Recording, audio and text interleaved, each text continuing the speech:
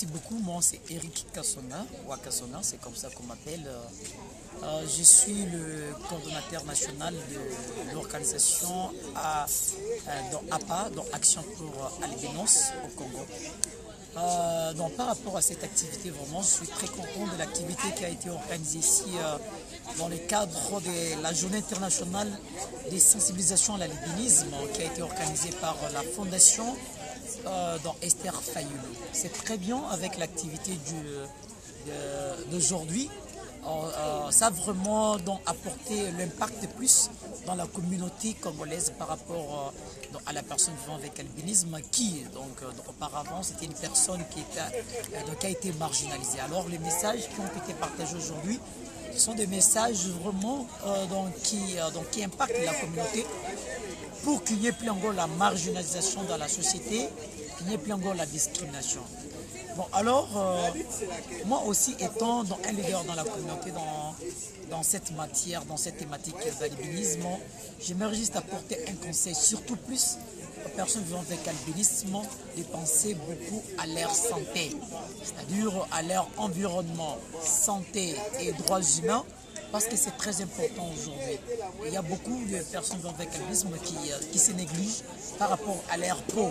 C'est pourquoi aujourd'hui, malgré qu'il y ait des crèmes solaires, mais des crèmes solaires, nous ne pouvons pas les utiliser d'une manière abusive.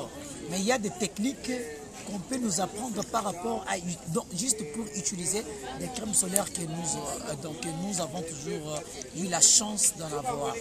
Et aussi des crèmes solaires que nous avons ne sont pas des crèmes qui sont adaptées par rapport à notre climat. Alors c'est pourquoi je leur donne des conseils par rapport à la santé, de s'adapter beaucoup plus à leurs soins naturels, la protection naturelle, surtout plus porter des chemises en manches longues, porter des chapeaux, ce que nous appelons des mazopas. Malheureusement, pour moi j'ai laissé, j'allais vous montrer ça. Et puis, pensez beaucoup plus à marcher. Si vous n'avez pas les chapeaux à mazopo, marchez avec les parasoleils, juste pour lutter l'absorption du rayon solaire ultraviolet. Là, c'est ce que je voulais juste donner comme un conseil et une motivation dans la communauté de la personne vivant avec albinisme. Merci.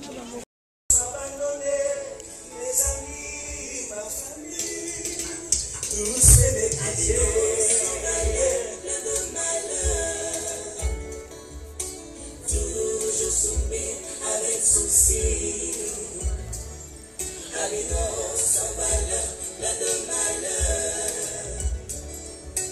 Toujours soumis avec souci. Why do you neglect me? Why do you reject me? Oh, cause of my skin. Is this my fault? Did I choose to be like this? Inside of me, I got a gift of God. Est-ce que tu peux acclamer un peu? Est-ce que tu peux un peu acclamer? Tu peux acclamer.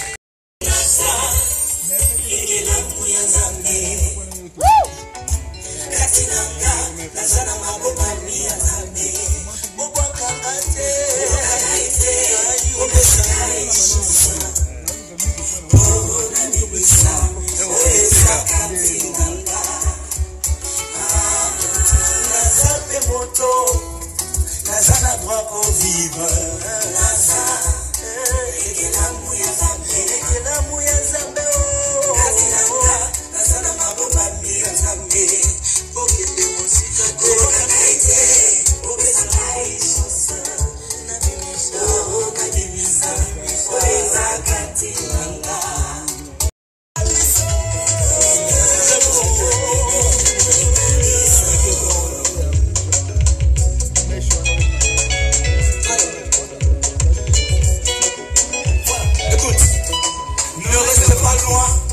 Il est temps que tu sois prêt.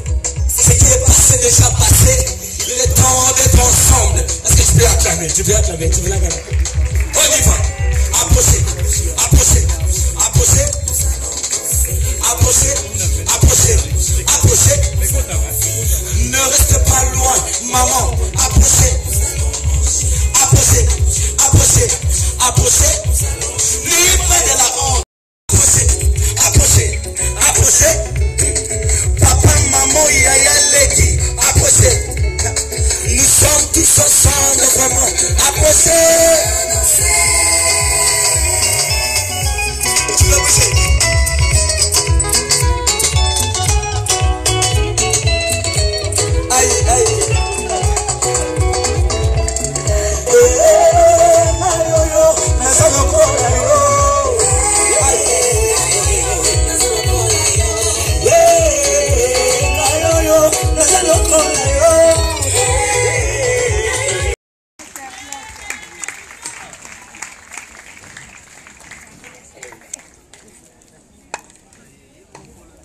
Mesdames et messieurs, sous vos applaudissements, s'il vous plaît, c'est pour Kazadi.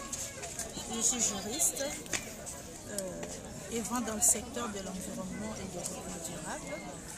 Je suis très ravie de participer à cette manifestation, une manifestation sur la sensibilisation à l'albinisme. Donc nous sommes là à la fondation Esther Faye. Voilà. Nous sommes ravis d'avoir pu placer un mot, d'avoir intervenu pour édifier nos semblables, édifier l'assistance. Voilà. En fait, pour le moment, je peux dire qu'actuellement là, je n'ai aucune difficulté que je rencontre parce que je sais comment les surmonter. Donc, peut-être dans mon bas âge, c'était compliqué, surtout quand j'ai commencé la scolarisation à l'école primaire, surtout au degré moyen et terminal, parce qu'en famille, il n'y avait pas de problème. Nous sommes à 3 personnes atteintes d'albinisme et 3 élèves. Nous avons été traités à égal. Donc, il n'y avait pas de discrimination. D'ailleurs, nous avons été privilégiés, nous, les personnes atteintes d'albinisme, par rapport à nos frères et sœurs qui étaient ébènes. Il y avait certains avantages, certains privilèges dont on bénéficie.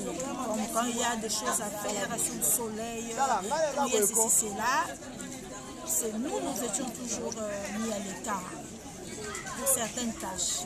Donc c'était quand même bon, mais à l'école, il y avait certains professeurs ou certains maîtres, comme on les appelle, qui ne comprenaient pas grand-chose. Donc ils ne pouvaient pas comprendre que j'ai un problème avec des yeux pour me faciliter la vie. Il ne l'a pas fait, alors j'étais obligée de quitter mon banc, vu que je n'étais même pas au premier banc, parce que j'étais un peu de seconde style. J'étais obligée de quitter ma place pour aller juste devant. Et quand je passe devant pour voir les tableaux, tous mes collègues criaient sur moi, ils n'étaient pas contents, tu nous empêches, tout ça. En fait, j'étais déconcertée, j'étais vraiment choquée. En fait, je ne me sentais pas bien. Mais malgré ça, je continuais comme ça. Je commençais maintenant à prendre mon cahier, m'accroupir devant les tableaux pour écrire et tout. Donc, j'ai étudié comme ça.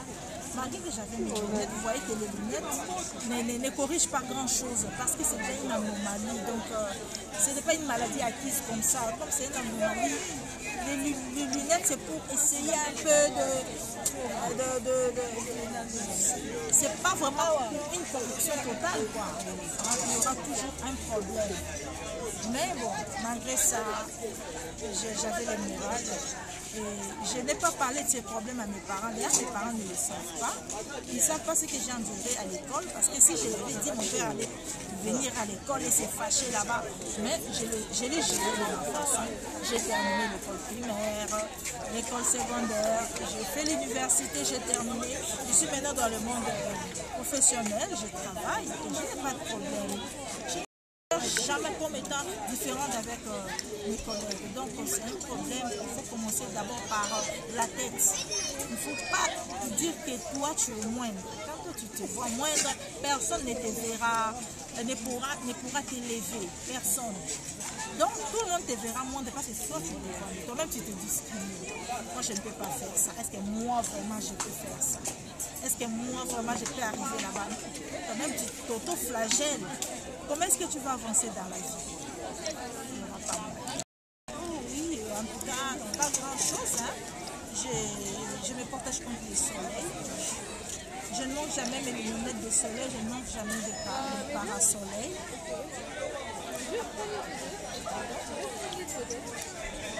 Pas de problème.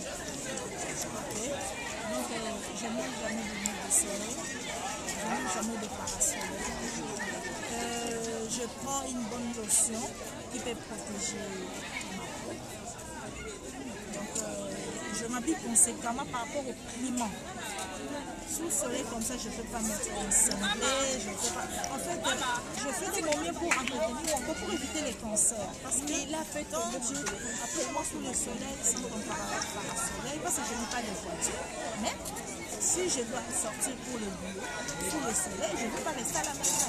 Parce que je suis une mère, j'ai des responsabilités. Je dois travailler pour nourrir ma famille. Donc, je prends le parasoleil. Je m'habille conséquemment, je mets couleur claire, manche longue, ça va. Si j'ai une crème solaire, j'applique la crème solaire. Même si j'en ai pas, j'utilise le parasoleil, je me protège. Donc il n'y a pas de magie, c'est ça. Je vous remercie pour cette interview et j'exhorte mes frères et sœurs atteints d'albinisme de ne pas se lasser. Si on peut leur dire que non, je ne crois pas. Comme mot de la fin, je dirais que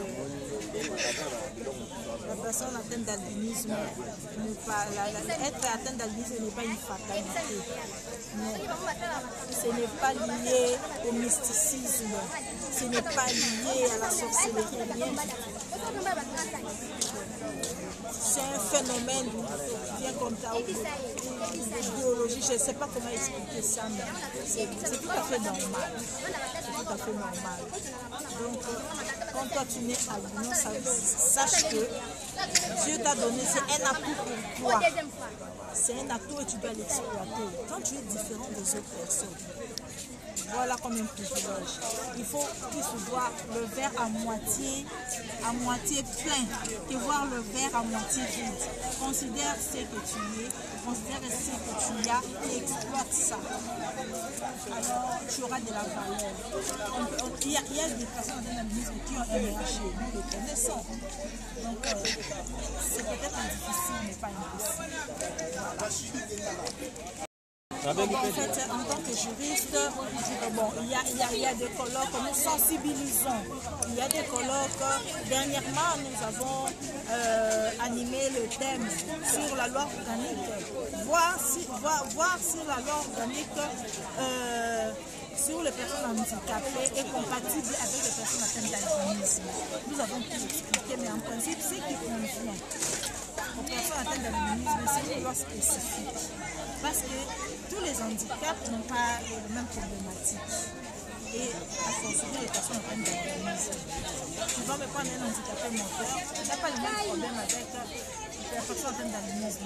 Donc cette loi peut aider les personnes atteintes d'albinisme. Mais les problèmes des personnes atteintes d'albinisme vont au-delà des dispositions qui sont inscrites dans cette loi. Vous voyez.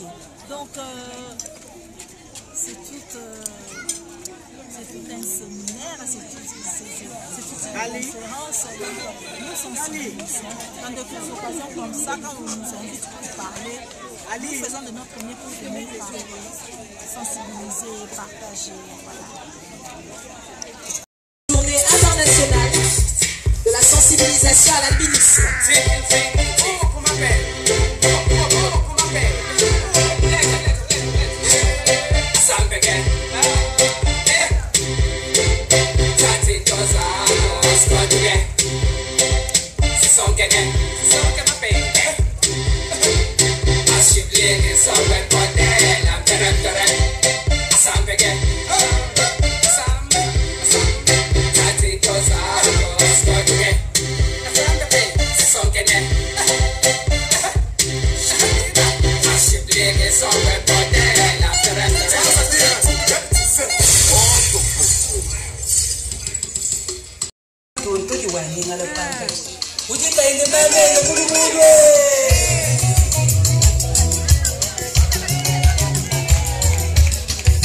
Hey!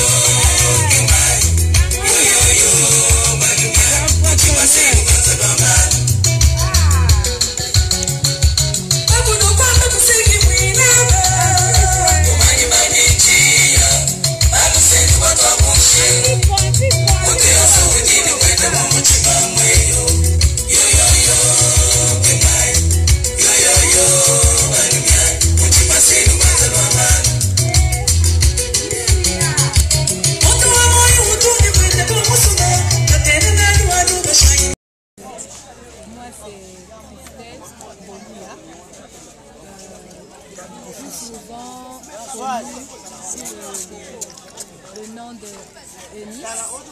J'encourage mes frères et sœurs albinos de mieux se protéger et de s'assumer. D'abord, tu dois toi-même t'aimer tel que tu es, parce que nous sommes une bénédiction partout là où nous sommes. Et nous ne sommes pas manchots, des handicapés qui ne peuvent rien faire. Nous sommes là, nous devons aussi contribuer à la société. Nous sommes capables d'étudier, de produire, et j'exhorte tout le monde à éviter surtout ce qui est notre ennemi. Numéro 1, c'est le soleil, et être propre. Même si tu n'as pas de produits solaires, tu dois être propre, entretenir ton corps, savoir te laver, te protéger quand il fait chaud et t'aimer soi-même. Éviter tout ce qui est produit avec hydroquinone. Porter de longs vêtements qui nous protègent, comme de longues chemises.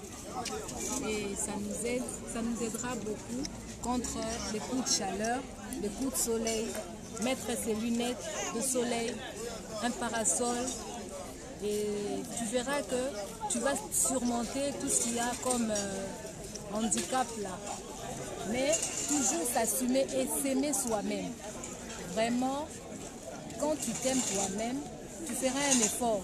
Tu verras que tu vas braver tout ce qui est obstacle devant toi. Vraiment, je bénis Dieu. Quand nous nous retrouvons comme ça fortifie. Certains qui sont dénigrés, ça les aide à prendre encore confiance en soi.